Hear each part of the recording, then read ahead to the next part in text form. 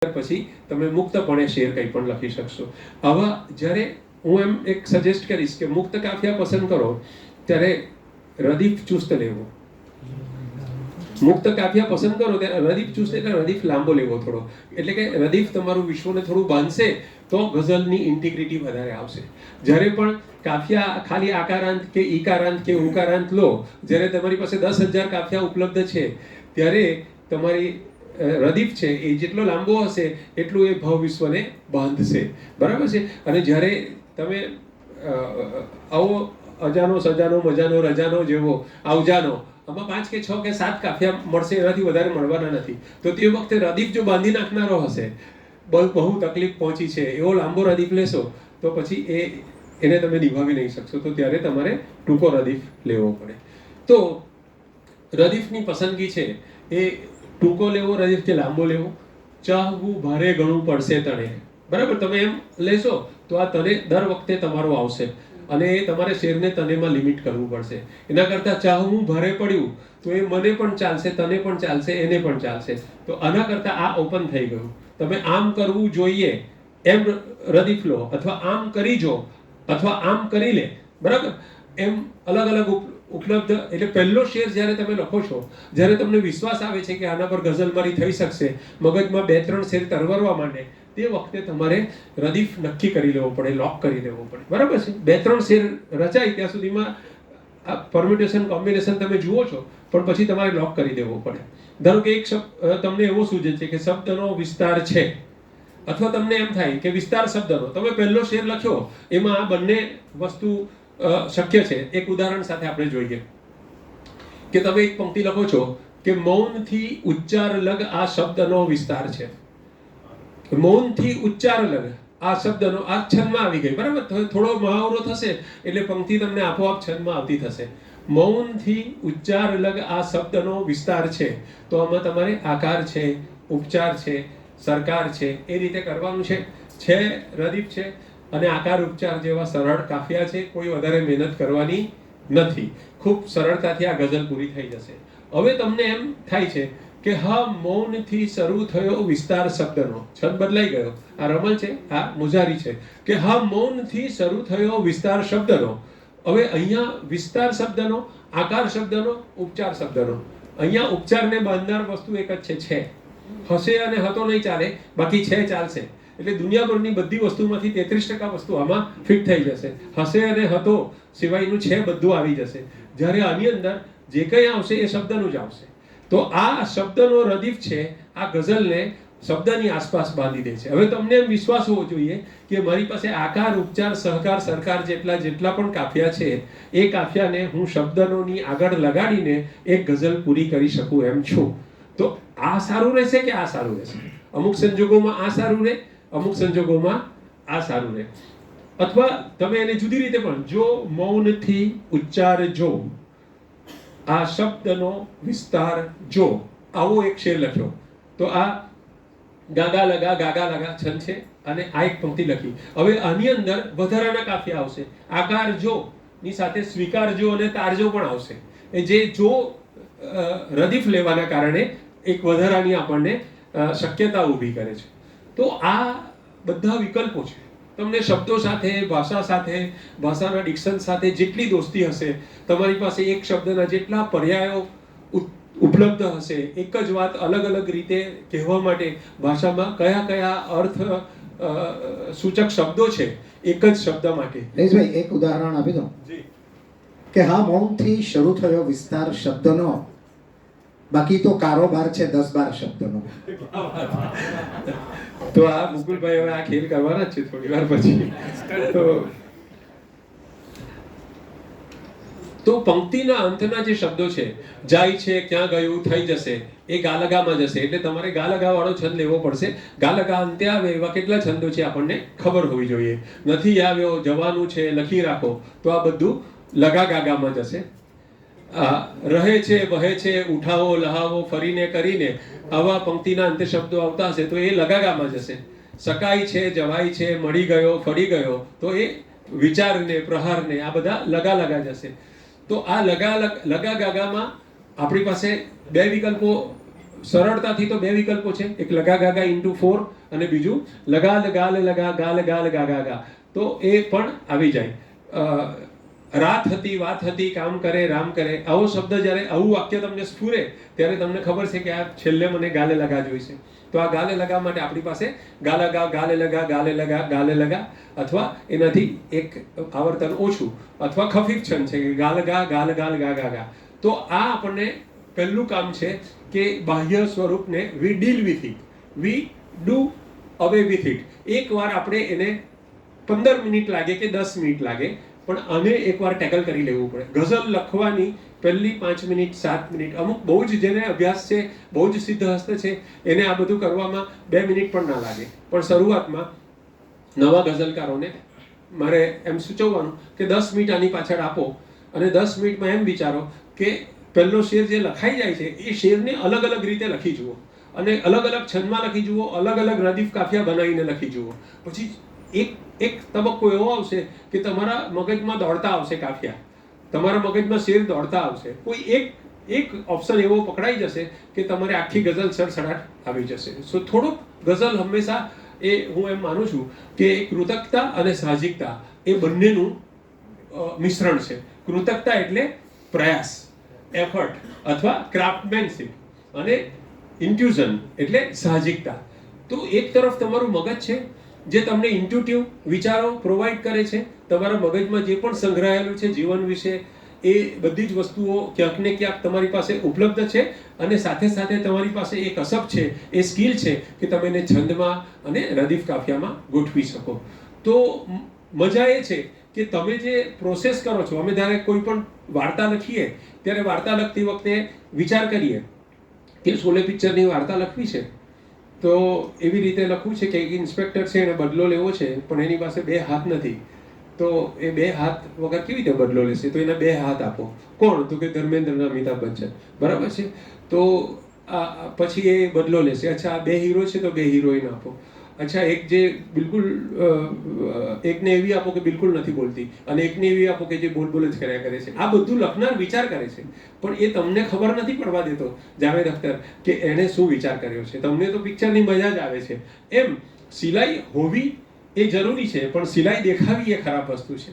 આપણે જ્યારે એક ટી શર્ટ કે એક શર્ટ બનાવીએ ત્યારે એમાં સિલાઈ હોય જ છે, પણ એ સિલાઈ અંદર ચાલી જાય. એમ આ બધી જે માથાકૂટ આપણે કરેલી હોય એ ભાવકને ખબર ન પડે, એના દાણાવાણા છે એ ભાવકને ખબર ના પડે, એ જરૂરી છે. તો એક પલ્લામાં ક્રાફ્ટ છે, એક પલ્લામાં ઇન્ટ્યુઝન છે. તો આ ક્રાફ્ટ એટલે કસબ, ઇન્ટ્યુઝન એટલે પ્રેરણા અથવા સ્ફૂર્ણા. તો શેરિયતની ચર્ચા 2 દ્રષ્ટિએ થાય. બે સ્વતંત્ર પંક્તિના એકમ તરીકે કાવ્યની કસોટી પર શેરની ખૂબી ખામી ચકાસવી. આમ શેરને એક શ્લોક કે એક દોહરાની જેમ બોલવી શકાય.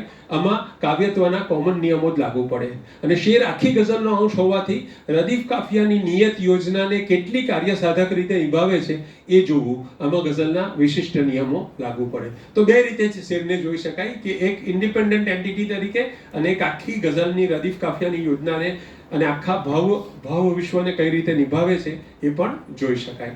2 ઉદાહરણ આપીશ. આ એક શેર છે આદિલ મંસૂરીનો, તમે બધા કદાચ ભણી ગયા છો, કે વતનની ધૂળથી માથું ભરી લઉં આદિલ, અરે આ ધૂળ પછી ઉમ્રભર મળે ન મળે. બરાબર.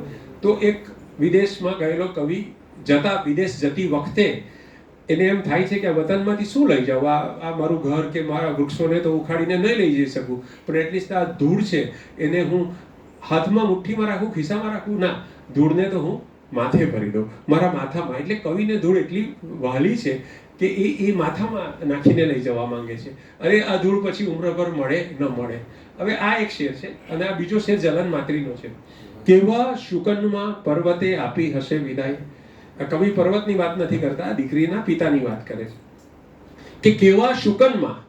કે શુકન શબ્દ છે, શુકન પર્વતની સાથે આવે નહીં. પર્વતને તમે પિતા કે એવી કોઈ વ્યક્તિ ગણો તો જ એ શુકન શબ્દની સાથે જાય. એટલે કવિના મનમાં ચોક્કસ પર્વત નથી. કે કેવા શુકનમાં પર્વતે આપી હશે વિદાય, નિજ ઘરથી નીકળી નદી પાછી વળી નથી. જ્યારે પર્વત નદીને વિદાય આપે છે તો એ સમંદરને મળવાની છે, એને ખબર છે કે આ નદી પાછી આવવાની નથી. આ ભૌગોલિક સત્ય છે. એ સત્ય દીકરી માટે એકદમ સાચું છે કે જ્યારે એક પિતા દીકરીને વિદાય આપે છે એને ખબર છે કે સમંદરને મળવાની છે, પતિ પાસે જવાની છે, સાસરે જવાની છે અને ત્યાંથી પાછી આવવાની નથી, છતાં લગ્નને આપણે શુકન ગણીએ છીએ, બરાબર. પણ એક પિતાની વેદના છે તો આ આમાં વ્યક્ત થઈ છે. તો આ બંને અત્યંત પાવરફુલ શેર છે. હવે તમારે પહેલો શેર, તમારે બેમાંથી એક જ શેર પસંદ કરવાનો છે, એક જ શેર. આ બેમાંથી વધારે કયો ગમ્યો એ તમારે કહેવાનું છે. પહેલો ગમ્યો હોય તે અત્યારે આંગળી ઊંચી કરો, પછી બીજામાં નહીં કરાશે. જો વતનની ધૂળ તમને ગમી હોય, બરાબર, તો સુકનમાં તમે આંગળી નહીં ઊંચી કરી શકશો. તમારે એક ચૂઝ કરવાનો છે. વતનની ધૂળ કોને ગમી? ઓકે, હવે હાથ નીચે મૂકી દો. કેટલાક એવા પણ નીકળશે કે બેમાંથી એક પણ નહીં ગમ્યું મને. હવે નદી, સુકન કોને ગમ્યું? ઓકે, તો મારી જે પેનોરામિક દ્રષ્ટિ છે એનાથી મેં જોયું કે 70% લોકોને આ શેર વધારે ગમ્યો અને 30% લોકોને આ ગમ્યો, બરાબર, ફાઇન. હવે તમે જોજો કે આ વસ્તુને આપણે આખી ગઝલના ભાગરૂપે જોઈએ. નદીની રેતમાં રમતું નગર મળે ન મળે, ફરી આ દ્રશ્ય સ્મૃતિપટ ઉપર મળે ન મળે, ભરેલો શ્વાસમાં એની સુગંધનો દરિયો, ફરી આ માટીની ભીની અસર મળે ન મળે, રડીલો આજ સંબંધોને વીંટળાય અહીં, પછી કોઈને કોઈની ખબર મળે ન મળે, વતનની ધૂળથી માથું ભરી લઉં આ દિલ, અરે આ ધૂળ પછી ઉમ્રભર મળે ન મળે. આ એક ગઝલ છે અને આ ગઝલના ભાગરૂપે આ શેર કેવો લાગ્યો તે હવે જોજો. અને આ ગઝલ તસવીર લખાઈ ગયું છે તકદીર. તકદીર ખુદ ખુદાએ લખી પણ ગમી નથી, સારું થયું કે કોઈ મનુજે લખી નથી, મજહબની એટલે તો ઇમારત બળી નથી, શૈતાન એ સ્વભાવે કોઈ આદમી નથી, કેવા સુગંધમાં પર્વતે આપી હશે વિદાય, નિજ ઘરથી નીકળી નદી પાછી વળી નથી. હવે કયો શેર ગમ્યો? આ ગઝલ વાંચતી વખતે આ શેરની ઇમ્પેક્ટ અને આ ગઝલ વાંચતી વખતે આ શેરની ઇમ્પેક્ટ બદલાઈ ગઈ. આ વધારે ગમે છે ને હવે? કેમ? કે આ 4 શેરથી જે ભાવ વિશ્વ ઊભું થાય છે આને સપોર્ટ કરે છે. જ્યારે આ ગઝલમાં કમનસીબે જલાન સાહેબે 2 શેરો ખૂબ નબળા લખ્યા છે, એના કારણે આ શેરની ઇમ્પેક્ટ ઓછી લાગે. એટલે હંમેશા આપણે આ શેરને સ્વતંત્ર શેર તરીકે જ જોઈએ છે. આમાં જો કે બીજો એક સારો શેર હતો, હા, શ્રદ્ધાનો હો વિષય તો પુરાવાની સી જરૂર, કુરાનમાં તો ક્યાંય પયંબરની સહી નથી. પણ છતાં આ ગઝલ, આ શેરો છૂટા શેર તરીકે સારા લાગે છે, જ્યારે આ છે આખી ગઝલ તરીકે સારું લાગે. તો આના પરથી તમને ખ્યાલ આવે છે કે ગઝલને એક સ્વતંત્ર શેરને એક સ્વતંત્ર એન્ટિટી તરીકે જોવામાં અને શેરને ગઝલના ભાગ તરીકે જોવામાં ફરક હોય છે. જેમ રમેશ પારેખની ગઝલ વાંચી, આમાંથી કોઈ પણ શેર તમે છૂટો વાંચો તો એટલો આકર્ષક નહીં લાગે જેટલો તમને એક ગ્રુપ તરીકે લાગે. ફાઇન. તો જેમ ગઝલ એક વિશિષ્ટ કાવ્ય પ્રકાર છે તો પણ એ કાવ્ય તો છે જ. ગઝલના પોતાના વિશિષ્ટ ધોરણો ઉપરાંત તેમણે કવિતાના ધોરણો પર પણ ખરા ઉતરવાનું છે. તો કવિતા એ ભાવક સાથેનો સંવાદ છે અને ભાવક સાથે સંવાદ માટે કવિ 2 વસ્તુનો ઉપયોગ કરે છે. એક તરફ જીવન છે અને એક તરફ ભાષા છે. What do we draw from? આપણે ક્યાંથી, આપણો જે ઝરો છે, આપણો સ્ત્રોત શું છે? આપણી પાસે 2 વસ્તુ છે. જે જીવન તમે જીવો છો, જે જીવન, એ જીવન તમારો ભાવક પણ જીવે છે. કવિ જે જીવન જીવે છે એ જીવન ભાવક પણ જીવે છે. કવિને વિશ્વાસ છે કે હું મારા કોઈ પણ દુઃખ દર્દની વાત કરીશ, મારી કોઈ પણ પીડા, મારી કોઈ પણ સંવેદનાની વાત કરીશ, ભાવક ક્યારેક ને ક્યારેક તો એમાંથી પસાર થયો જ હશે. Because we share life, we bank upon our poetry. આપણને ખબર છે કે અમે આપણે લાઈફ શેર કરીએ છીએ. જે દુનિયામાં એ મંગળ ગ્રહ પર નથી જીવતો, એ પણ પૃથ્વી પર જ જીવે છે. એના સુખ દુઃખ મારા સુખ દુઃખ જેવા જ છે. અને આ એમ્પથી જ કવિતાનો પ્રાણ છે. બીજી તરફ ભાષા, તો આપણી પાસે ભાષા છે કે આપણે બધી વસ્તુને અભિવ્યક્ત કરી શકીએ છીએ. અને હું જે રીતે અભિવ્યક્ત કરું છું એ રીતે ભાવક અભિવ્યક્ત કરવા માંગે છે પણ એ કરી નથી શકતો, અને એના વતી હું અભિવ્યક્ત કરું છું, બરાબર. તો આપણો બધો ખેલ છે આ 2 વસ્તુના પાયા પર છે. Because we know life very well and because we know ભાષા વેરી વેલ. આપણે આ બંને વસ્તુને સારી રીતે જાણીએ છીએ એટલા માટે આપણે કવિ છીએ. તો ગઝલની જે વ્યાખ્યા છે એ એમ કહેવાય છે કે ગઝલ એટલે પ્રિય સાથેની ગુપ્તગુ. તમને જે પ્રિય છે, ગઝલમાં તમારો વાંચનાર, તમારો ભાવક, ઇવન તમારી ગઝલની અંદરની વ્યક્તિ, એ તમારી પ્રિય છે. અને ગઝલની જે ભાષા છે એ બોલચાલની ભાષા છે. પહેલાં હું ભૂલથી ઉર્દુ ગઝલ લખતો હતો અને પછી મેં છોડી દીધી. તો મુશાયરામાં જતો હું અને હું એમ બોલું કે मैंने भी एक गज़ल लिखी है, तो બધા હસે. તો તો મને ખબર ના પડી કે આ લોકો કેમ હસે છે. મેં ગઝલ लिखता हूँ એમ કહું ને તો બધા હસે કે ગઝલ લીખી નહીં જાતી, ગઝલ કહી જાતી. ગઝલ ઉર્દુમાં જઈને કોઈ દિવસ એમના બોલશો કે મેં ગઝલ लिखता हूँ, મેં ગઝલ लिखती हूँ, એમ કહેવાય મેં ગઝલ કહેતા હું, મેં ગઝલ કહેતી હું. તો ગઝલ કહેના એવો પ્રયોગ છે. તો એ લખવાની વસ્તુ નથી, એ કહેવાની વસ્તુ છે. આ એક વસ્તુ જો સમજ પડી જાય ને તો જે પેલો ડુંગર છે એ થોડો નાનો થઈ જાય. આપણે જે પાવાગઢની વાત કરીએ અને ટીકરી સારી લાગે ડુંગર કરતા. તો આ બહુ જરૂરી છે કે ગઝલની જે ભાષા છે એ બોલચાલની ભાષા. બોલચાલની ભાષા સમજવામાં સહેલી છે. એ ઉપરાંત બોલચાલની રીતે જો તમે ગઝલ લખશો ને તો એનું કોમ્યુનિકેશન વધારે સારું થશે, એ પહોંચશે સુધી. ત્રીજું કે તમે જે છૂટછાટ લીધી છે એ છૂટછાટ ગઝલના છંદની તમે મેક્સિમમ લઈ શકો જો બોલીને ગઝલ લખશો તો. હું બધાને હંમેશા વિનંતી કરું છું કે ગઝલ બોલીને જ લખો. બોલીને લખશો, છંદની લયની પકડ જેટલી હશે એટલી ગઝલ સારી લખાશે. અને એટલી તમે જ્યારે ગાલ ગા ચોકઠા બનાવીને બેસશો ને તો ગઝલની અંદર એ ચોકઠા દેખાશે. ભાઈએ પ્રહલાદે વાત કરી એમ કાટખૂણાઓ વાગશે તમને. અને જો તમે બોલીને લખશો તો એની અંદર એક પ્રકારની પ્રવાહિતા આવશે, એક પ્રકારની સરળતા આવશે. તો બોલાતી ભાષાનું લિપિ રૂપે અંકન કરવું એ સગવડ માટે છે. આપણે બધા લિપિના ગુલામ થઈ ગયા છે. પણ ખરેખર લિપિની શોધ તો 5000 વર્ષ પહેલા જ થઈ. 5-6000 વર્ષ પહેલા હિરોગ્લિફિક્સ અને ક્યુનિફોર્મ ને આ બધી લિપિઓ આવી અને પછી ધીરે ધીરે સંસ્કૃત ને બધી ભાષાઓ આવી. એનો ઇતિહાસ તમને 6000 વર્ષ પહેલાનું લખાણ કશે ક્યાંય મળશે નહીં. બરાબર છે. જ્યારે ભાષા તો 5 લાખ વર્ષથી બોલાય છે એમ કહેવાય છે. અર્થાત ભાષા બહુ જૂની છે અને લિપિ બહુ નવી છે. તો લિપિ એ ભાષાને, વાણીને સ્થળ અને કાળની પાર લઈ જવા માટે લિપિની શોધ થઈ.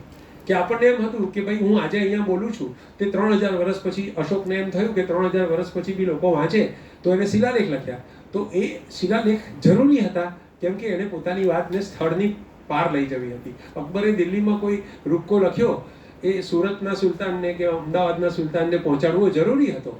એટલે લિપિ કામ લાગી ત્યાં. પણ લિપિનું મહત્વ કવિ માટે બહુ જ ઓછું છે. કોઈ પણ કવિ નહીં, વાર્તાકાર માટે, સર્જક માટે, નિબંધકાર માટે એ બધાને લિપિ નડે છે. અત્યારે છોકરાઓને, વિદ્યાર્થીઓને શિક્ષણની જે નફરત છે એનું મુખ્ય કારણ આપણા પાઠ્યપુસ્તકના જે લેખકો છે, અહીંયા કોઈ બેઠા હોય તો માફ કરે, એ લોકો જે ખરાબ રીતે ભાષાનો, પાંડિત્ય ભરેલી ભાષાનો ઉપયોગ કરે છે અને કોમ્યુનિકેશન આપણને સમજવા માટે 4 વાર વાંચવું પડે એવી ભાષામાં લખે છે, એ પ્રોબ્લેમ છે. બરાબર. સો તમે ભારે ભાષામાં લખો છો એનો મતલબ એમ છે કે તમને આવડતું નથી એટલે તમે ભારે ભાષામાં લખો. એટલે આઈન્સ્ટાઈને કીધું છે આવું, મેં નથી કીધું. આઈન્સ્ટાઈને કીધું છે. એક જરાક જુદું વાક્ય છે પણ Dennis, if you are not able to explain your point in simple words, it means you don't know the subject. સાપેક્ષવાદનો સિદ્ધાંત પણ જો હું સરળ ભાષામાં સમજાવી ના શકું એનો મતલબ એમ છે કે મને આવડતું નથી. તો ભાષા ઉચ્ચારણમાં મોરે છે, લેખનમાં નહીં. આ સ્લાઇડ અગાઉ કદાચ બતાવી હશે પણ છતાં મને ફરી બતાવી છે. આ એક વાક્ય છે લિપિમાં કે હું તમને ઇનામ આપીશ. આ વાક્ય એક જ રીતે લખાય, બરાબર. પણ બોલવા જાવ, હું તમને ઇનામ આપીશ, હું તમને ઇનામ આપીશ, હું તમને ઇનામ આપીશ, હું તમને ઇનામ આપીશ. 4 રીતે બોલી શકાય. 4 વખતે અર્થ જુદો છે, બરાબર છે. તો બોલચાલની અંદર જેટલી શક્યતાઓ છે એટલી શક્યતાઓ લિપિમાં નથી, બરાબર. તમે મને ઇનામ આપશો, હું તને ઇનામ આપીશ.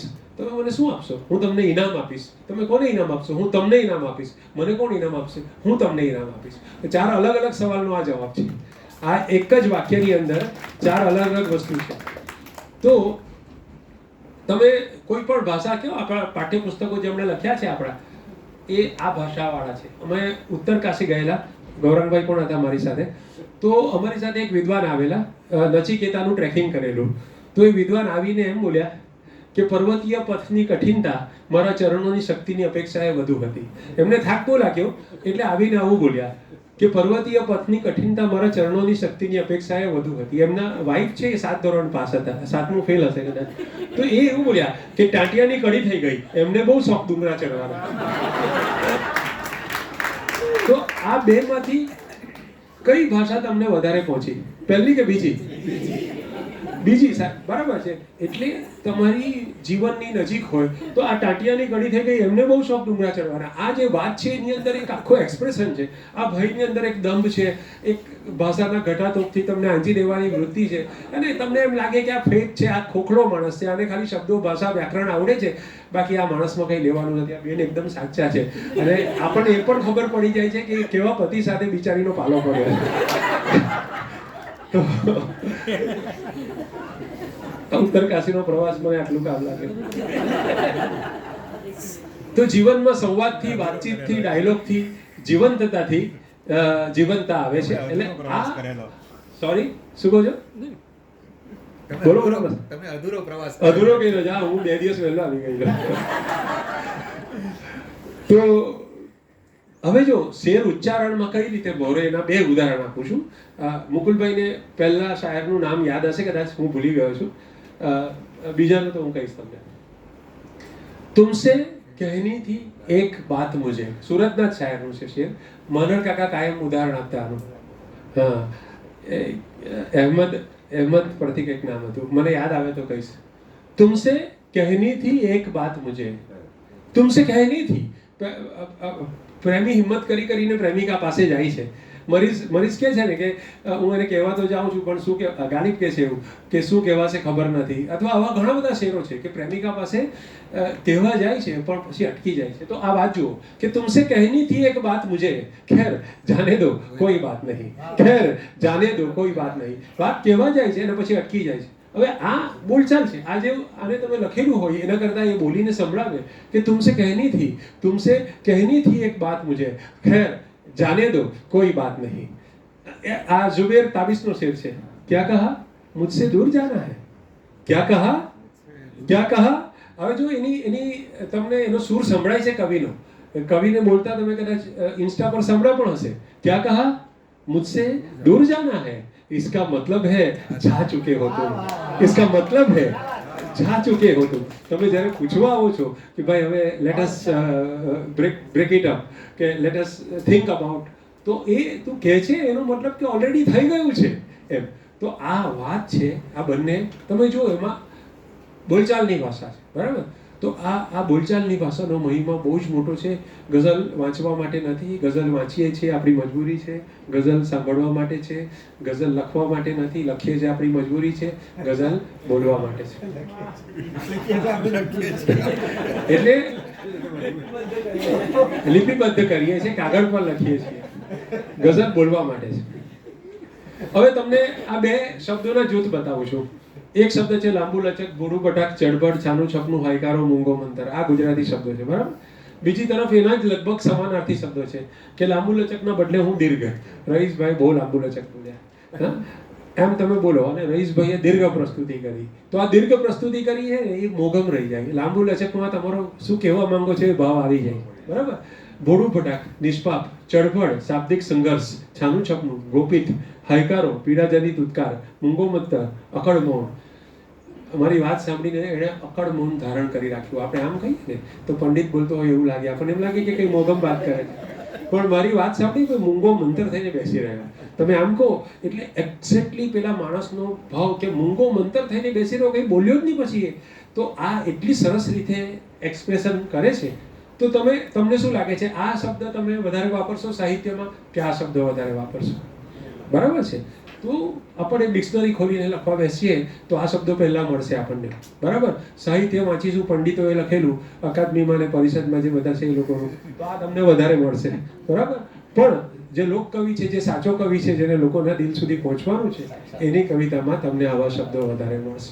સો એમ નથી કહેતો કે આ ન જ વપરાય, પણ આ વસ્તુનું હંમેશા ધ્યાન રાખવું કે જ્યારે તમારી પાસે આની પાછળ એક કારણ છે કે આ શબ્દ કરતાં આ શબ્દ કેમ વધારે અસરકારક છે. કેમ કે આ શબ્દ વિદ્વાનોએ બનાવેલા છે અને આ શબ્દ લોકોએ બનાવેલા છે. લોકો ક્યાંથી શબ્દ બનાવે છે એ પણ તમને કહું કે તમે જ્યારે કચડ કચડ શબ્દ બોલો તો એ કચડ અથવા કચકચ, ચળભળ, રવાનુસારી શબ્દો છે. કજિયો, કંકાસ, કલહ. તમે આ માણસે ઉત્ક્રાંતિના ક્રમમાં ધ્વનિઓનો અભ્યાસ કર્યો, જુદા જુદા ધ્વનિ નોંધવાની અને એના કંઠમાંથી ઉત્પન્ન કરવાની રીતે શીખતો ગયો.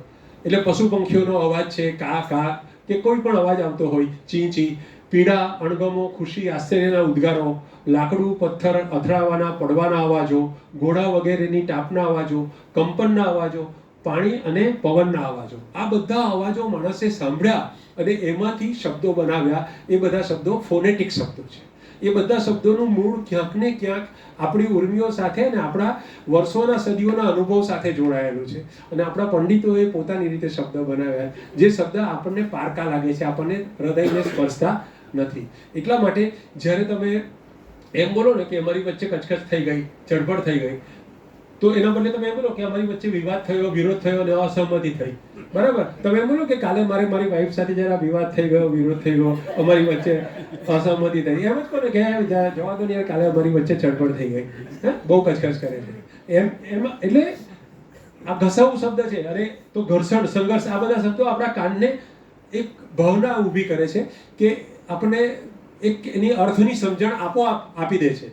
જ્યારે અમુક શબ્દો છે એ અર્થની સમજણ આપતા નથી. તો આપણી જે 5 સેન્સ છે, આંખ, કાન, નાક, સ્વાદ, સ્પર્શ, આ સેન્સને લગતી જેટલી વાતો છે એ આપણને વહેલી સમજાય છે.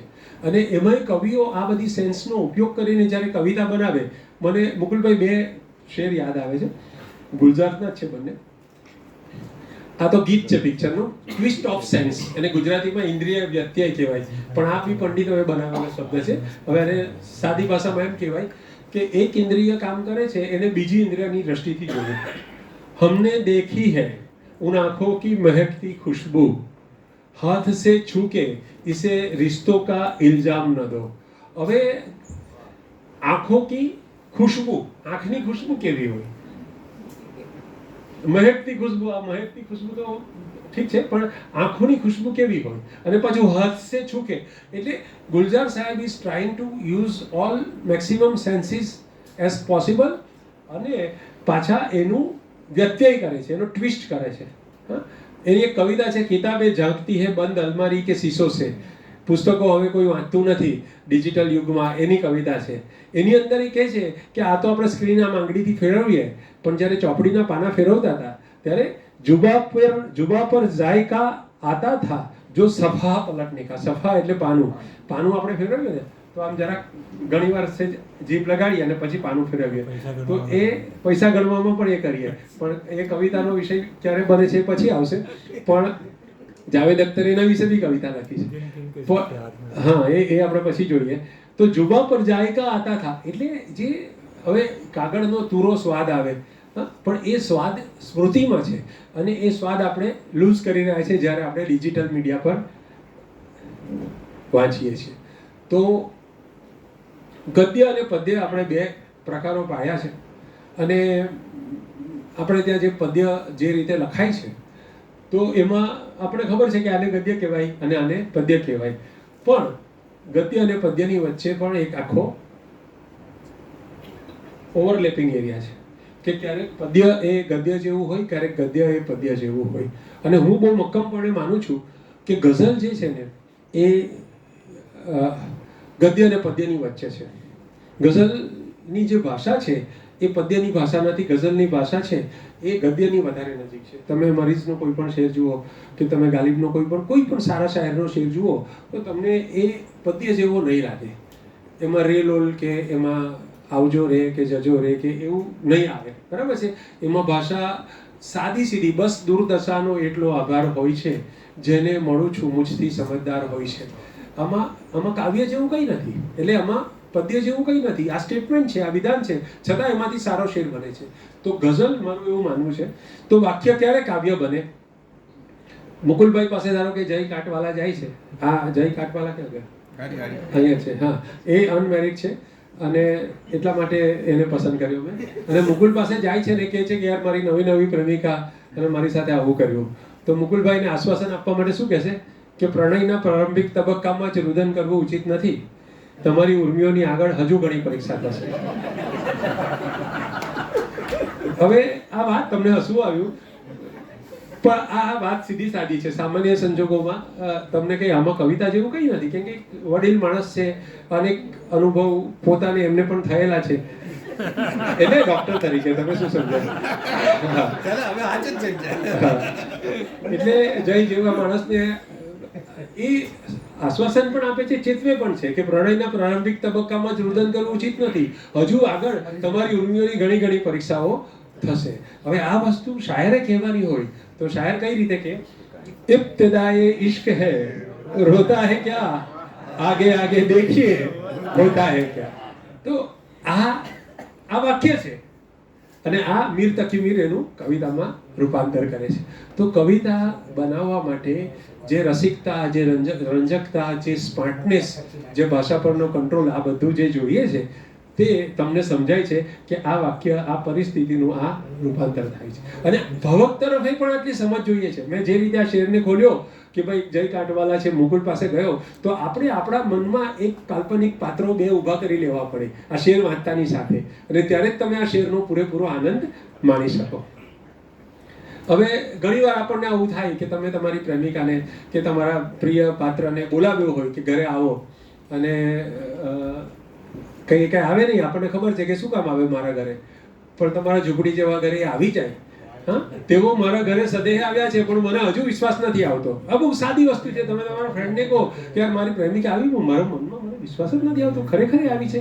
આ વસ્તુમાંથી કઈ રીતે શેર બનાવે છે કવિ? વો આए घर को हमारे खुदा की कुदरत है, कभी हम उनको कभी अपने घर को देखते हैं, कभी हम उनको कभी अपने घर को देखते. તો આ ગરીબે આ સાદી સીધી વાતને કવિતામાં રૂપાંતર કર્યું. તો કાવ્યનું ધ્યેય શું છે? કાવ્યનું ધ્યેય એ છે કે ભાવકના મનમાં સક્રિય ભાવક, સતેજ ભાવક, ગમે તેને તો કાવ્ય સમજાય નહીં, બરાબર? તો ઓછાને જ સમજાય. વધારે લોકો માટે મારી જેમ લાફ્ટર શો કરવો પડે, ઓછાને જ સમજાય. તો સતેજ સક્રિય ભાવકના મનમાં દ્રશ્ય ખડું કરવું, કલ્પના જગાવવી. સો આ તમે જુઓ કે શેર શું કરે છે? શેર એક તમને પરિસ્થિતિમાં લઈ જાય છે. તમને ન છૂટકે કવિ દેખાશે, કવિની પ્રેમિકા દેખાશે, કવિએ ઘરનું વર્ણન નથી કર્યું તો પણ તમને એ ઘર દેખાશે. Can you imagine? ઇમેજિન કરી શકો છો? વો આए घर को हमारे, પ્રેમિકા આવતી દેખાઈ તમને? દેખાઈ. ખુદા કી કુદરત હે, હે ભગવાન આભાર તારો, આવી ગયા. પણ પછી થયું કે આ ખરેખર એ જ છે ને, અને પછી થયું કે મારા ઘરની હાલત તો જો. બીજા એક શેરમાં કહે છે કે આજ હી ઘર મેં બોરિયા ના હુઆ, તો મારા ઘરમાં પાથરનું પણ નથી અને એ આવ્યા છે. કભી હમ ઉनको કભી अपने घर को देखते. તો આ એક ચિત્ર ઊભું કરવાની જે તાકાત છે, બરાબર?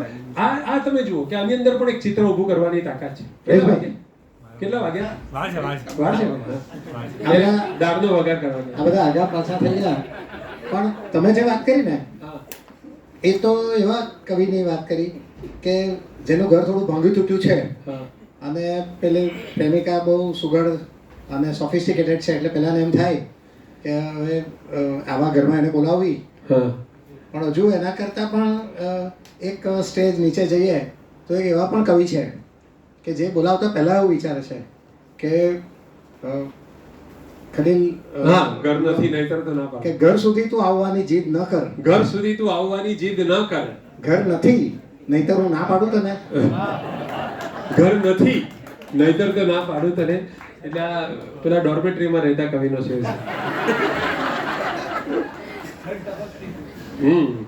छत टपकती है ऊपर से घर में वो मेहमान है, पानी पानी हो रही है आबरू बरसात पे. તો કાવ્યનું જે પહેલું ધ્યેય છે એ છે એક જીવંત ચિત્ર ઊભું કરવાનું. તમારી લખેલી બે પંક્તિઓ એ બે પંક્તિ નથી, પણ તમારી લખેલી બે પંક્તિઓ એક પ્રકારનું સ્ટેજ છે, એક પ્રકારનું જીવન છે, એક પ્રકારનું લાઈફનું ઇલ્યુઝન છે કે જે તમે ઇમેજિન કરી શકો છો, જેની અંદર માત્ર શબ્દો નથી, શબ્દોમાંથી જીવન ખડું થાય છે. અને એ બે જ રીતે તમને સ્પર્શે છે. એક અર્થસ્ફોટ કરે છે, ફોના બદલે અર્થસ્ફોટ કરે છે, અને બીજી તરફ એ લાગણી ઉત્પન્ન કરે છે. એટલે બુદ્ધિને અને હૃદયને એ બંનેને સ્પર્શે છે. તો કાવ્ય જે સર્જન છે એ અનુભૂતિથી શરૂ થાય છે. અનુભૂતિ બધાને જ થાય છે, ભાવકને પણ થાય, કવિને પણ થાય. પણ કવિને જ્યારે અનુભૂતિ થાય એ અભિવ્યક્તિ કરવા માંગે. સીધો સાદો માણસ હોય તો બળાપો કરે, ફોન કરે મિત્રને, બરાબર છે, ડાયરી લખે. પણ કવિ છે એ એમ સમજે છે કે મારી કવિતાની અંદરથી હું અંગતતા કોઈક રીતે બાદ કરી નાખું, અને અભિવ્યક્ત કરું તો આ માત્ર મારે માટે નહીં પણ આખી દુનિયાના માટે એક માલિકીની વસ્તુ થઈ જાય. તો કવિ અંગતતાને બાદ કરીને, સ્વત્વને બાદ કરીને પોતાના અનુભવને એવી રીતે લખે છે કે એ અનુભવને બીજા સાથે સંવાદ કરી શકે, બીજા સાથે શેર કરી શકે છે. અને પછી એક સમય એવો આવે કે જે માત્ર તમારી પોતાની અંગત અનુભૂતિ હતી, એ અનુભૂતિમાં સાયુજ્ય ઘણા બધા લોકોનું હોય છે. મરીઝ પોતાની પ્રેમ કથાની વાત કરી ગયા, પણ મરીઝના પ્રેમની સાથે સાથે આપણે બધા પોતાના પ્રેમનો પણ અનુભવ કરીએ છીએ. મરીઝનો પ્રેમ પણ જીવતો થાય છે અને આપણો પોતાનો પ્રેમ પણ એની સાથે જીવતો થાય છે. તો કવિતાના 4 સ્તરો છે. અનુભૂતિથી શરૂ થાય છે. અનુભૂતિ માત્ર ઘણા લોકોને રહી જતી હોય છે. કવિ અભિવ્યક્તિ સુધી પહોંચે છે. અભિવ્યક્તિ સુધી ઘણા બધા પહોંચે છે, પણ એ બળાપો હોય કે ડાયરી હોય, એના બદલે કવિ સૌની સાથે શેર કરી શકાય એવા સંવાદના લેવલ પર પહોંચે છે. અને પછી એ કવિનો જે અનુભવ છે અને ભવકનો અનુભવ છે, જેમ મુકુલભાઈએ કીધું કે આ હાથ મારા છે કે આ બીજાના છે એ ખબર નથી પડતી, એમ એટલો બધો શેર પોતાનો થઈ જાય ઘણાને. બરાબર ને? મારી એક એકદમ ખરાબ હાસ્ય કવિતા છે, પણનીને પતાય તો કહેતો નહીં. તો હવે તો હું બોલતો નથી કશે પણ, અને બને ત્યાં સુધી મારી છે એવું કહેવાનું પણ ટાળું છું. પણ ઘણા બધા મને કહી જાય. ઘણીવાર તો હું બોલું ને પછી એક બે જણા બોલવા ઊભા થાય કે રહીશભાઈ કરતાં હું આ વધારે સારી રીતે રજૂ કરી શકું છું. અને ઘણા બધા કરતા પણ હોય છે આ રીતે, અને એ લોકોને ચોક્કસ ખાતરી જ છે કે રહીશભાઈ બોલે છે એના કરતાં હું વધારે સારી રીતે આ બોલું છું. એટલે એ મારું સર્જન છે, મારા કરતાં વધારે એમનું થઈ ગયું. આખરે કવિતાનો હેતુ તો એ જ હોય છે. તો ભવકને એમ લાગે કે ના આ તો મારું જ છે, આ શેર તો મારો છે યાર, ભલે ગાલીબે લખ્યો છે પણ શેર તો મારો જ છે. તો એ હદે આપણે આ 4 સ્તરની વાત કરી. રહીશભાઈ, આમાં એક નાની વસ્તુ મારે બોલો. પેલી સ્લાઇડ પાછી. હા, ક્યાં? અહીંયા 4. હા, બોલો. આ એક મતલબ 4 તબક્કા આપણી વ્યક્તિગત અનુભૂતિથી નીકળીને એ અભિવ્યક્તિ, સંવાદ અને છેલ્લે સાયુજ્ય સુધી જાય છે. આમાં એક ચોથો એક સ નીચે હું ઉમેરી દઉં છું કે 5મો સ, કે ત્યાર પછીનો એક સ્ટેજ છે કે જે એક સમકાલીન વસ્તુ છે કે કોઈ કાળખંડમાં બનેલી છે, કવિના મનોજગતમાં એ બની છે, પછી એના શબ્દ જગતમાં આવે છે, શબ્દ દેહ લે છે અને પછી એ કવિતા તરીકે પ્રગટે છે. તો એક સમકાલીન વસ્તુ છે, તે પછી ક્યારેક સર્વકાલીન બની જાય છે. મને એક અબ્દુલ હમીદ અદમનો શેર યાદ આવે છે કે એક વ્યક્તિ કે જે કોઈકને ગુમાવે છે અથવા કોઈક વસ્તુને ગુમાવે છે, કોઈ પાત્રને ગુમાવે છે, અને અડધી રાત્રે એ આંસુ વહાવે છે. તો એ આંસુ એ કોઈને હેરાન કરવા માટે નથી કે કોઈને કોસવા માટે નથી કે કોઈ પીડાના નથી, પણ આ એક ઘટના ઉપરનું એક નાનું સામાન્ય રિએક્શન છે. એના પર અબ્દુલ હમીદ અદમ, પાકિસ્તાનના મોટા શાયર, અને ખાલી એક શેર લખે છે કે જે વસ્તુ સમકાલીનમાંથી કેવી રીતે સર્વકાલીન એક એપિક પ્રપોર્શનમાં જાય છે કે નિકલે ખુલુ સે દિલ સે અગર વક્તે નીમ શબ, એક નિખાલસ હૃદયથી જ્યારે અડધી વિનાશભરી રાત્રે, નીમ શબ, નિકલે ખુલુ સે દિલ સે અગર વક્તે નીમ શબ, वो आह एक सदी की इबादत से कम नहीं. एक एक શતાબ્દીમાં તમામ લોકોએ કરેલી પ્રાર્થનાઓ ના સરવાળા કરતા પણ વધારે તો એક નિખાલસ હૃદયે એક મધ્યરાત્રિ ભીની એટલે આંસુવાળી મધ્યરાત્રિએ 2 ટીપા વહાવ્યા અને હૃદયમાંથી જે આર્તનાદ નીકળ્યો એ આટલા સદીની પ્રાર્થનાઓ કરતા વધારે છે. તો એક સમકાલીનમાંથી સર્વકાલીન થવાનું કાવ્ય સર્જનનું આ પણ એક મહત્વનો એ છે. તો કવિતા આ અગાઉ મેં વાત કરી છે, પણ જે મિત્રો નવા છે એના માટે કરું છું કે આ આમ મારી શીખવાડવાની રીત છે. કોઈ સ્ટાન્ડર્ડ કોઈ જગ્યાએ કોઈ આમ જ હોય એવું નથી, પણ આ એક રીત છે જેનાથી, જેમ વિવેકે વાત કરી કે પ્રવાસના સ્થળને અનેક રીતે જોઈ શકાય, તેમ આ એક રીત છે કવિતાને જોવાની. તો કવિતામાં સૌથી પહેલી વસ્તુ છે એ લાગણી, ભાવના અને ફિલિંગ્સ, અથવા આ એક જ વસ્તુ છે, લાગણી અથવા ભાવના અથવા ફિલિંગ્સ, ઉર્મી, આપણે એનું એક નામ આપીએ. તો કવિતાનો જે પહેલો પ્રાણ છે એ ઉર્મી છે. હૃદય વગરની, દિલ વગરની, સંવેદના વગરની ગમે એટલી બૌદ્ધિક કવિતા હશે એ તમારા સુધી પહોંચશે નહીં. મુકુલભાઈએ જેમ કહ્યું કે શેર તો ઘણીવાર સમજાય પછી આપણે પહેલી વાર તો એમ જ વાહ વાહ કરી દેતા હોઈએ. તો પહેલી વાર જે આપણને ઘણીવાર સ્પર્શે છે તે લાગણી હોય છે. આપણને એની અંદરનો એક ધૂન, એની અંદરનો એક સૂર, એની અંદરની એક સંવેદના આપણને પકડાઈ જતી હોય છે. તો જેમ કે આ એક શેર છે કે સૈદા સાહેબનો શેર છે કે અપમાન જાસુ જઈને મોતથી પંજો લડાવશું, મળશે સમય તો આપની મહેફિલમાં આવશું. એમાં આગળ આવે છે કે અપમાન સાથ કાઢો છો ઘરમાંથી આજ પણ. અપમાન સાથ કાઢો છો, પ્રેમીને ભગાવે છે પ્રેમિકા. અપમાન સાથ કાઢો છો ઘરમાંથી આજ પણ એ કહે છે કે હું પાછો આવીશ, અને કઈ રીતે પાછો આવીશ તે જોજો. અપમાન સાથ કાઢો છો ઘરમાંથી આજ પણ, આંસુ બનીને આપની આંખોમાં આવશું. આંસુ બનીને આપની, એટલે કવિ કહે છે કે તમે મને આજે ભલે કાઢો છો, કાઢનાર કોણ છે? પ્રેમિકા. નીકળનાર કોણ છે? કવિ. પાછો આવવાનું કોણ આવશે? કવિ આવશે. કયા સ્વરૂપે આવશે? આંસુ સ્વરૂપે આવશે. ક્યાં આવશે? આપની આંખોમાં આવીશું. અત્યારે તમે ભલે મને સદેહે કાઢો છો, પણ એક અદ્રશ્ય સ્વરૂપે અથવા એક બીજા સ્વરૂપે તમને થોડા દિવસ પછી તો રડવું આવશે જ. એટલે એ આંસુ એ હું હોઈશ, એમ કવિ કહે છે. તો આ ઉર્મિથી ભરેલો શેર છે. આની અંદર બીજી ગમે એ કરામત હશે, પણ મૂળ વસ્તુ જે આપણને સ્પર્શે છે તે છે ઉર્મિ છે. એની સામે આ બીજો એક શેર છે, આ ચીનુ મોદીનો શેર છે કે આપણા સંબંધના ઇતિહાસનો આ સાર છે. એક પ્રેમી પ્રેમિકાની અથવા દંપતીની વાત છે કે આપણા સંબંધના ઇતિહાસનો આ સાર છે, પાણીની સમજણ નથી ને વહાણનો આકાર છે. હવે આની અંદર જે મજા છે તે પાણી અને વહાણના રૂપકની મજા છે. એટલે તમારે આમાં હૃદય નથી વાપરવાનું, તમારે બુદ્ધિ વાપરવાની છે કે જો પાણીની સમજ ના હોય અને ભગવાને તમે વહાણનો આકાર આપી દીધો હોય તો તમે શું કરો? બરાબર. તો આ જે શેર છે એ નવો વિચાર છે, એ રૂપક છે, એમાં ચોટ છે, એમાં વિસ્ડમ છે, એમાં મૌલિકતા છે, પણ આ શેરનો જે પ્રધાન અંગ છે એ વિચાર છે. તો આપણને બે મુખ્ય વસ્તુ મળી આમાંથી કે એક ગઝલના શેરમાં હોય ઉર્મિ અને એક ગઝલના શેરમાં હોય વિચાર. તો એક તરફ છે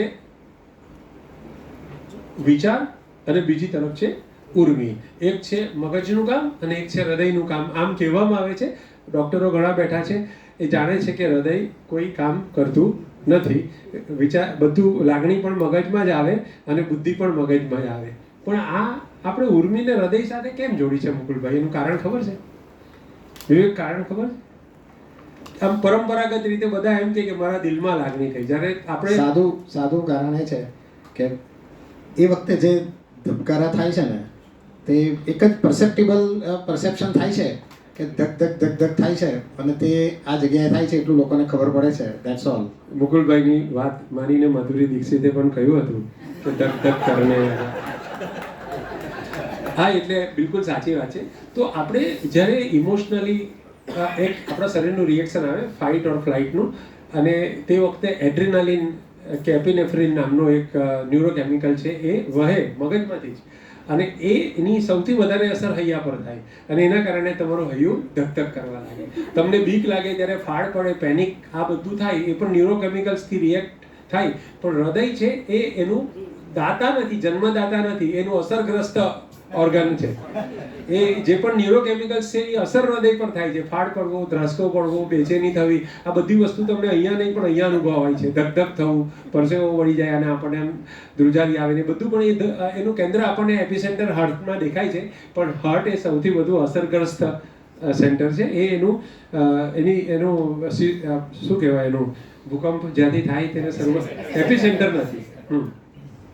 તો વિચાર અને ઉર્મિ સિવાય બીજા કયા તત્વો શેરમાં હોય? તો આ એક કાંતની કવિતા છે, ગઝલ નથી. જલદી જલદલ ઉપર દામિની દમકતી વ્યામિની ભોમસર માહી સરતી કામિની કોકિલા કેલિકુ જન કરે સાગરે ભાસતી ભવ્ય ભરતી. તો આની આ કવિતામાં મજા શું છે તમને બધાને ખબર છે? શું મજા છે આની? વર્ણન ઉપરાસ છે, બરાબર ને? તો એવી જ રીતે આ શેર છે, કાજળ ભર્યા નયનના કામણ મને ગમે છે, કારણ નહીં જ આપું કારણ મને ગમે છે. આમાં શું છે? આમાં કા કા કા કા જુઓ, ન કેટલા છે એ જુઓ, બરાબર? તો આ આખી વસ્તુ છે એ વર્ણાનુપ્રાસ પર આધારિત છે. તો માત્ર વર્ણ શકાય નહીં, પણ આવી રીતે ભાષાના ઉપયોગથી જે પણ તમે નાદ માધુર્ય કે લય ઊભો કરો એના કારણે આવે લાલિત્ય. એટલે ગઝલના બે અંગો છે, બુદ્ધિ અને વિચાર. બરાબર, સોરી, વિચાર અને ઉર્મી અને વિચાર. ત્રીજું અંગ છે લાલિત્ય. કવિ ભાષાને રમાડે છે, કવિ ભાષાને લાડ લડાવે છે, એમાંથી લાલિત્ય ઊભું થાય છે.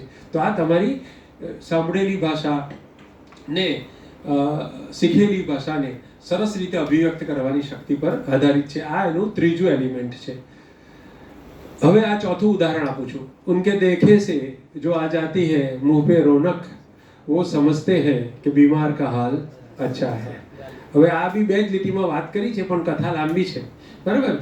કવિની પ્રેમિકા છે, કવિના ઘરે આવતી નથી, કવિ માંદા સાજા ચાલે છે, કવિ પોતાના મિત્રોને વાત કરે છે કે ભાઈ બીમાર છું.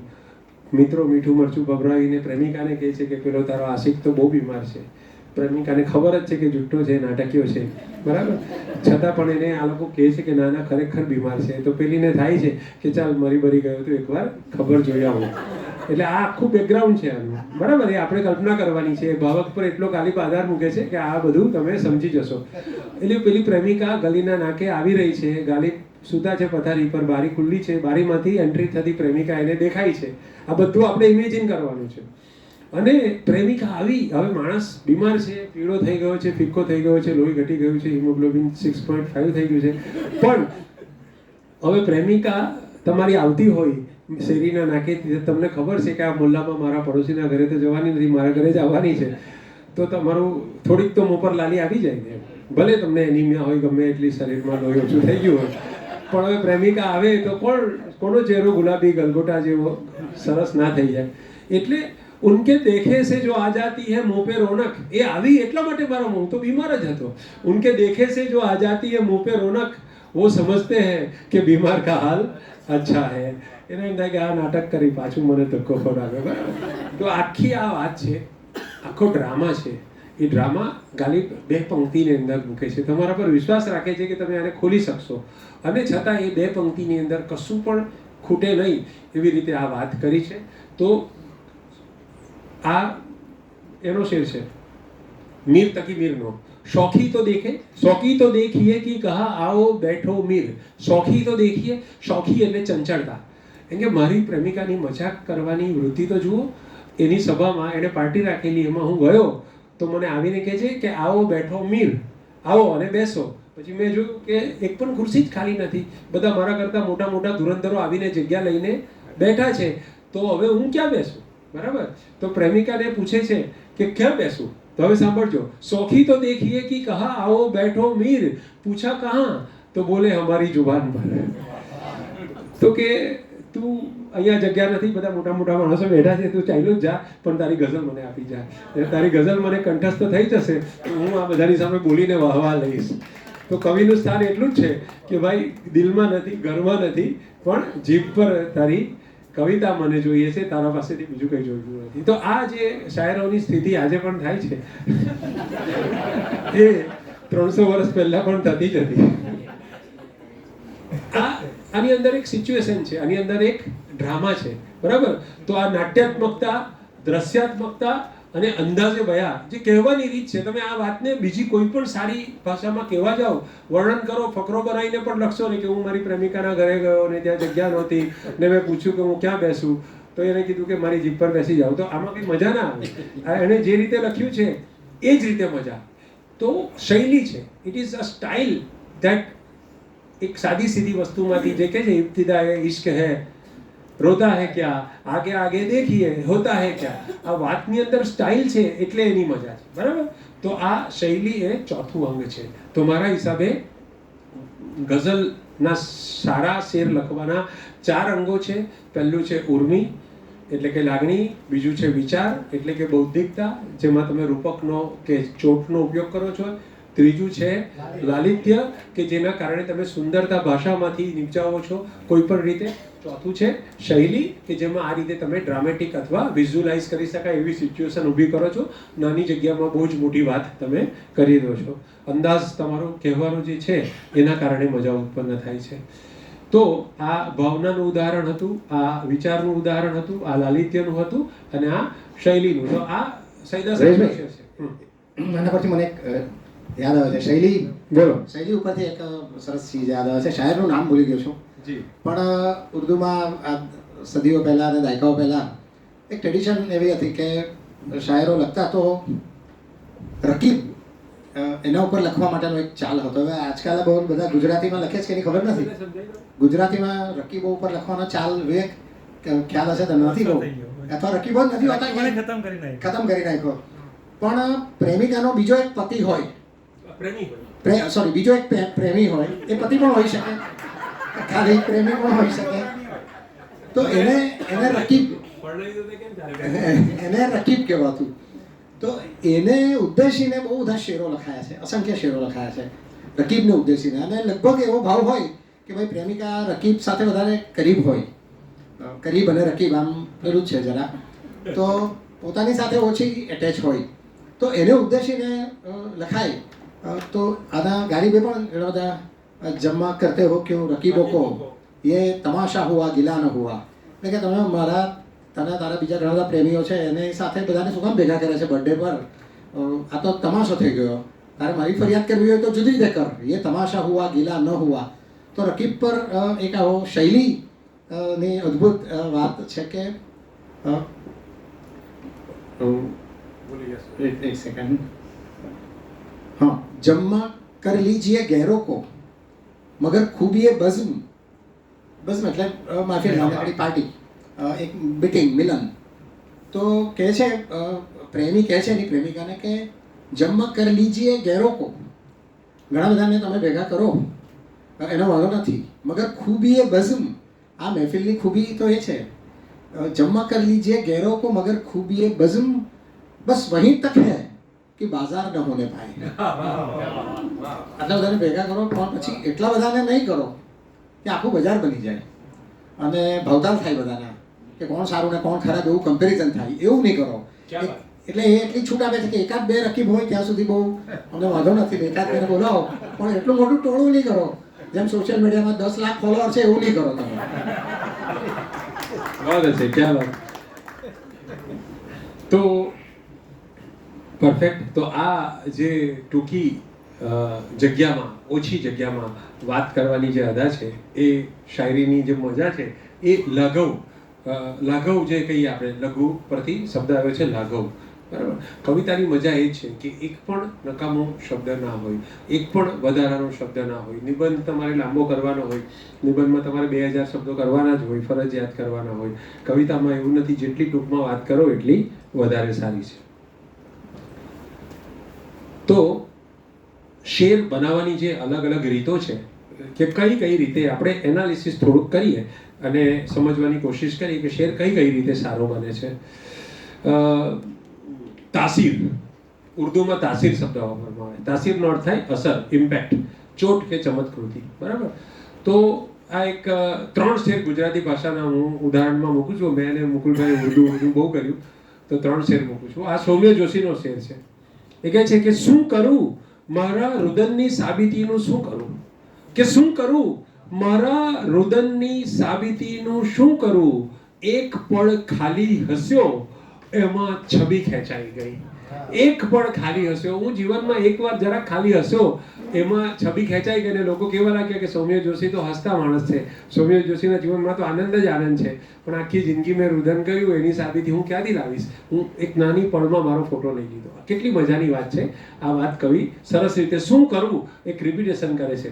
શું કરું મારા રુદનની સાબિતીનું શું કરવું, એક પળ ખાલી હસ્યો એમાં છબી ખેંચાઈ ગઈ. મધુસૂદન પટેલનો શેર છે કે એક વિધવા માં બીજું તો શું કરે, કે એક વિધવા માં, એટલે આપણને વિધવા માં કેટલા એફર્ટ્સ કરે છે એની આખી એક કલ્પનાઓની હારમાળ આપણા મગજમાં આવી જાય કે એક વિધવા માં બીજું તો શું કરે, ધીમે ધીમે બાપ બનતી જાય છે. હવે આ બાપ બનવું એમાં એક અચીવમેન્ટ પણ છે, પણ એ બાપ બનવામાં એનું માપણું, એનું સ્ત્રીત્વ કેટલું ગુમાવે છે એનું એક દર્દ પણ છે. એટલે બીજું તો શું કરે એમાં એક હેલ્પલેસનેસ પણ છે કે એક વિધવામાં બીજું તો શું કરે, ધીમે ધીમે બાપ બનતી જાય છે. અને કુણાલ શાહનો જે શેર છે એ પણ પેલા કાગડો મરી ગયો લેવલનો જ છે. ઘરનું ઘર એ યોજનાના બેનરોને સરકાર વારંવાર પેલી જવાહર યોજનાને, આ યોજનાને, તે અટલ યોજનાને, દીનદયાળ, જાતનું આવતું જ હોય છે, એમાં પક્ષ સાથે કોઈ સંબંધ જ નથી, બરાબર.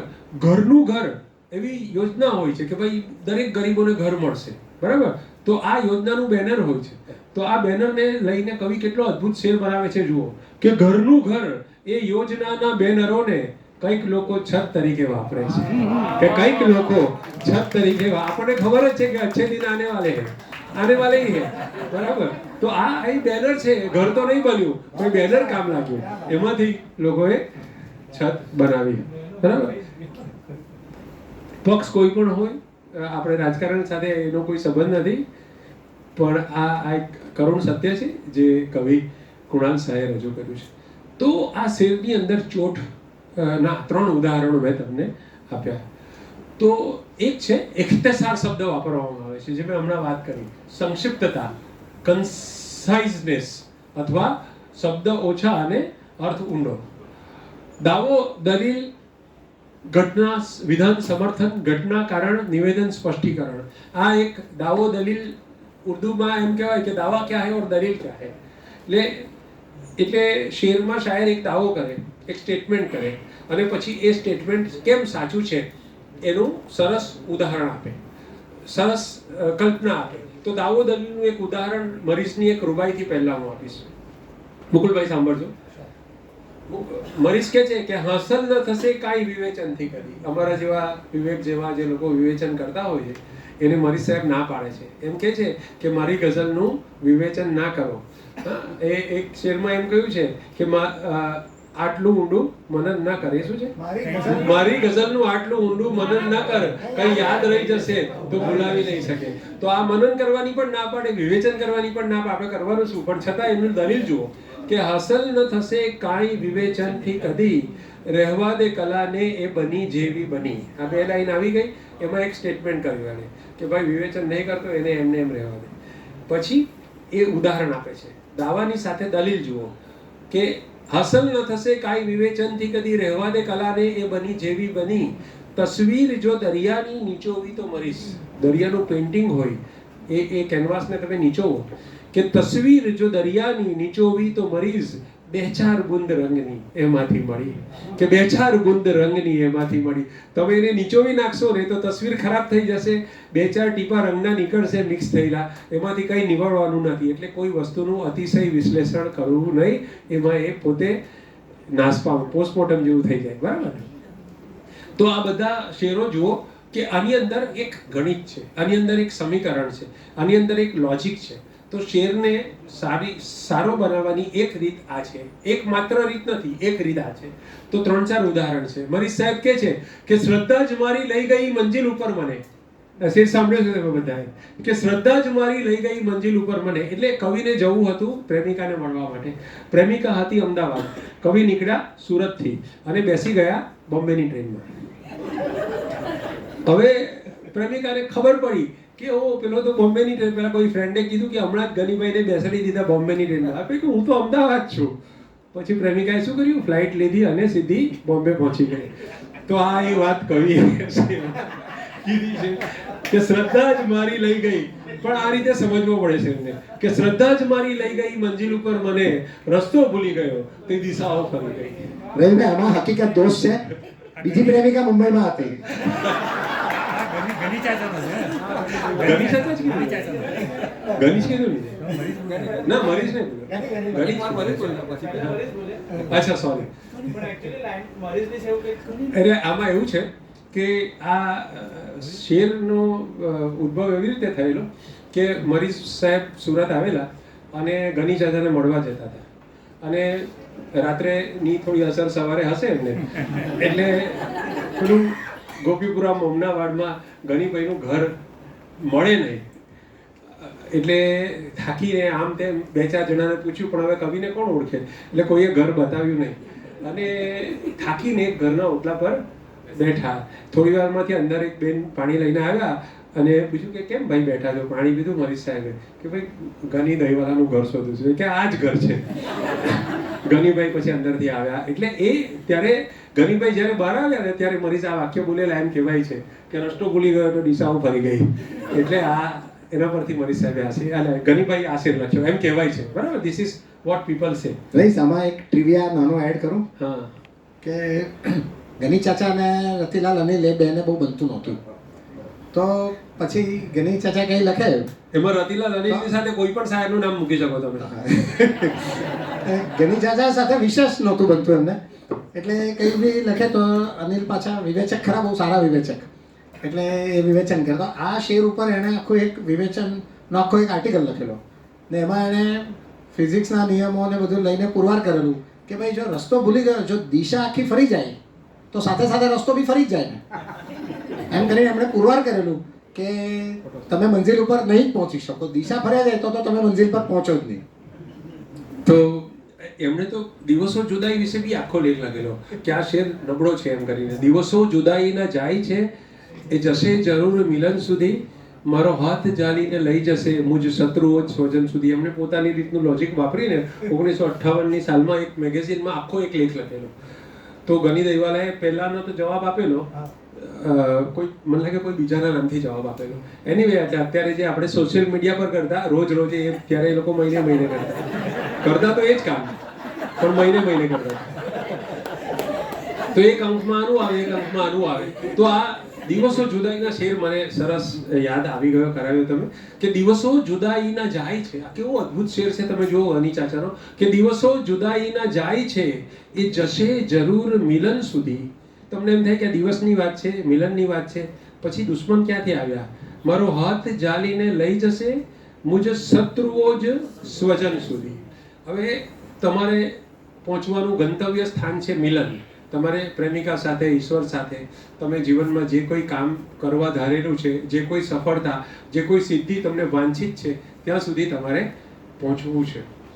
તમારે જ્યાં પહોંચવું છે ત્યાં અને તમે જ્યાં છો એ બેની વચ્ચેનું જે અંતર છે એ છે સમય. બરાબર? જુદાઈના દિવસો. તો દિવસો છે એ જુદાઈનું એકમ છે, એ દિવસ છે. એક એક દિવસ પૂરો થાય છે એમ એમ જુદાઈ કપાતી જાય છે, એમ જુદાઈ નાની થતી જાય છે. દિવસો જુદાઈના જાય છે. મને એમ લાગે છે કે આ દિવસો મારા દુશ્મન છે.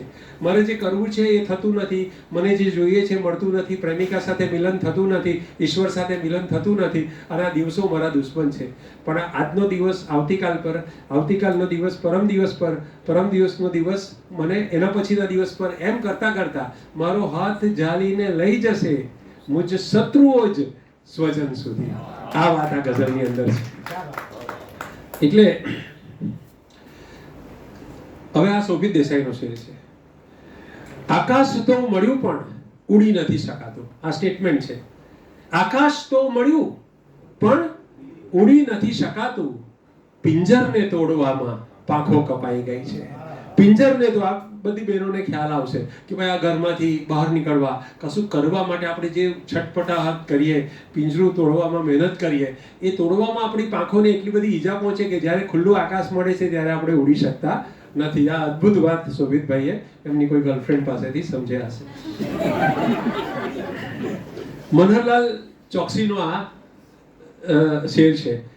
ઉસ્તાદ જેની જઈએ વાત કરી, ઉસ્તાદ કહે છે કે આટલા વર્ષે, હવે ઉસ્તાદની ઉંમર જ્યારે કેટલી હશે આપણે કલ્પના કરવાની છે, પણ 60-62 વર્ષની આપણે ધારણા કરીએ કે આટલા વર્ષે રિયુનિયનમાં જાય છે અને રિયુનિયનમાં એમની 35 વર્ષ જૂની એક ફ્રેન્ડ મળે છે અને ત્યારે એ કહે છે કે યાર આપણે બસ એમ કે તે વખતે તે મને લેટર લખેલું 35 વર્ષ પહેલા, ત્યારે તો હું જવાબ નહીં આપી શકેલી, પણ ખરેખર તે વાંચીને હું એકદમ પીગળી ગયેલી ને મને બહુ જ આનંદ થયેલો. એવું 62 વર્ષે કોઈ છોકરી તમને કહે તો શું થાય?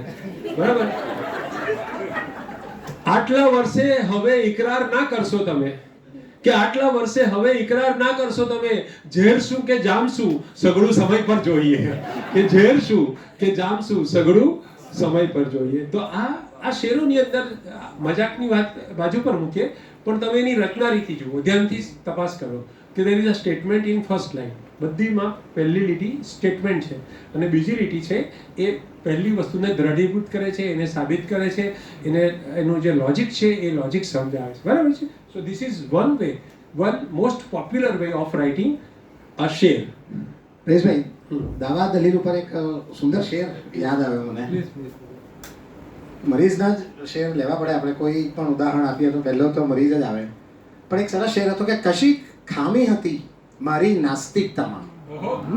કશીક ખામી હતી મારી નાસ્તિકતામાં, કે મરીઝ યાદ હજુ છે ખુદાનું નામ મને. એટલે નાસ્તિક છે તો જોર જોરથી કહે છે કે ભાઈ ખુદા છે જ નહીં, ખુદા છે જ નહીં, પણ એમાં ખુદા શબ્દ ખુદા શબ્દ તો આવે જ છે. એટલે હું હજુ એટલો પૂરો નાસ્તિક નથી કે મારે મને એનું નામ પણ ભૂલી જાઉં એટલો હું નાસ્તિક નથી હજુ. એક દાવો હતો ને આ એની દલીલ છે. નકારવા માટે પણ ઈશ્વર જોઈએ અમુક લોકોને. તો એનું બીજું એક ઉદાહરણ જલન માત્રીનો શેર છે કે સુખ જેવું જગમાં કંઈ નથી. સુખ છે તો આ જ છે. પહેલા કે સુખ કંઈ નથી, તો સુખ જેવું લાગે છે એ શું છે? કવિ તો મક્કમતાથી માને છે કે સુખ છે જ નહીં, પણ જો તમને જો લાગે છે તો એ આ જ છે. સુખ જેવું જગમાં કંઈ નથી, સુખ છે તો આ જ છે. સુખ એ અમારા દુઃખનો ગુલાબી મિજાજ છે. સુખ એ અમારા દુઃખનો ગુલાબી મિજાજ છે. આવો જ એક શેર ગાલિબનો પણ છે, પણ હું અહીંયા ટાંકતો નથી. તો ચુસ્ત બંદિશ બીજું લક્ષણ. આ દાવો દલીલ ઉપરાંત ચુસ્ત બંદિશ, શબ્દોની યોગ્ય ગોઠવણી, વાક્યનો પ્રવાહ, પદનો ક્રમ, આ બહુ જ મહત્વનું છે. તમે જાય છે આવી, શકતો નથી હું, આવી રીતે લખીએ તો સામી વ્યક્તિને સમજાય નહીં. તમે વાક્ય ઉલટું સુલટું કરો ને, ગયો છું હું, તો ગયો છું હું આપણે બોલીએ છીએ કે ગયો છું હું, તો આ પદક્રમ ચાલે. પણ છું ગયો હું, આ પદક્રમ ના ચાલે, કેમ કે ક્યારેય આપણે છું ગયો હું બોલતા નથી. હું ગયો છું એ નોર્મલ સાહજિક છે, પણ કવિતામાં ગયો છું હું તો એ વધારે ભાર આપશે તમારે વાત કહેવા માટે. પણ છું ગયો હું એ નહીં ચાલે. બરાબર? તો આ રીતે પદક્રમ અને ખાસ કરીને વધારાના શબ્દો. ખલીલભાઈ કહે છે કે આમ છંદોલયમાં પણ શાયદ ખબર પડશે તને, એક પણ અક્ષર કરી જો રદ, ખબર પડશે તને. એટલે ગઝલનો શેર એવો હોવો જોઈએ કે એક શબ્દ તમે કાઢી લો એમાંથી તો શેર નબળો થઈ જાય અથવા એ શેર ખૂટી જાય. એક પણ શબ્દ એવો ના હોય કે જેના વગર ચાલી જાય. કોથમીરની જેમ ભભરાવેલો કે નારિયેળના છીણની જેમ ભભરાવેલો, બરાબર નહીં હોવો જોઈએ. શબ્દ જરૂરી હોય તે જ શબ્દ હોવો જોઈએ. હવે પદક્રમની વાત કરીએ કે આ મારું ઘર છે, આ છે મારું ઘર, મારું ઘર આ છે, ઘર મારું આ છે ઘર આ મારું છે, આ મારું ઘર. તો આ બધી અલગ અલગ પદક્રમ છે. બરાબર? પણ દરેકની અંદર નાની નાની અર્થ છાયાનો ફરક છે. એટલે તમે જે રીતે છંદમાં ગોઠવવા માટે અમુક કરવું પડે એ સિવાય એની દરેક શેરની પોતાની એક રિક્વાયરમેન્ટ હોય છે કે પદનો ક્રમ કઈ રીતે રાખીએ તો અસરકારક થાય. આપણને સારી ગઝલ કરવામાં જે નડે છે તે મયુરે વાત કરી તે પ્રમાણે આત્મમુગ્ધતા. માણસને શેર લખ્યા પછી બીજી ક્ષણે એમ જ લાગે કે આ ગાલિબ અને મરીઝના શેર પછી ત્રીજો શેર આ મારો જ છે. બરાબર? એવું જ લાગે અને એવું લાગવું જ જોઈએ તો જ લખાય. તો પણ ત્રીજો લખ્યા પછી ચોથો લખવામાં મુકુલભાઈ બોલ્યા ને એમ થોડુંક થોભવું પડે. તમારે શેર લખ્યા પછી અટકવું પડે. તમારે એમ વિચારવું પડે કે આ જે કાફિયા મેં લીધો છે એ કાફિયા પર સૌથી સારો શેર આ જ પોસિબલ છે મારાથી કે હું આનાથી વધારે સારું લખી શકું છું. મારા મનમાં જે વાત હતી, અભિવ્યક્તિ જે મારે કરવી હતી, એ જ અભિવ્યક્તિ બરાબર થઈ છે કે કંઈક જુદી વસ્તુ થઈ છે? જે વાત મારે જે રીતે પહોંચાડવી એ રીતે પહોંચી છે કે નહીં?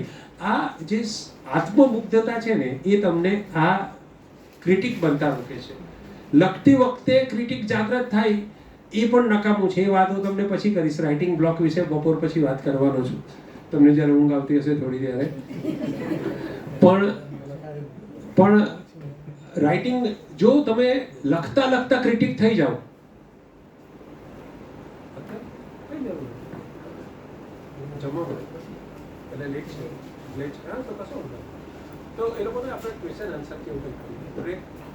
આમાંથી કોઈને ફિઝિયોલોજીકલી શારીરિક કારણસર બ્રેક લેવો પડે એવું છે? આપણે હજુ જમવાની 1 કલાકની વાર છે, એટલે ભોજન આપણે ઓન ધ વે છે.